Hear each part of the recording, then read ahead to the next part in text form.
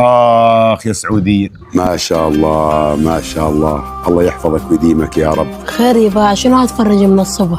والله يا بنتي قاعد اتفرج على العقوبات شلون شالوها عن سوريا. شفتها يا يبا بالليل؟ والله الفضل كله بعد الله لقائدنا أحمد الشرع ووزير الخارجية أسعد الشيباني. وما ننسى هالشعب اللي صبر 15 سنة بهالخيم هاي.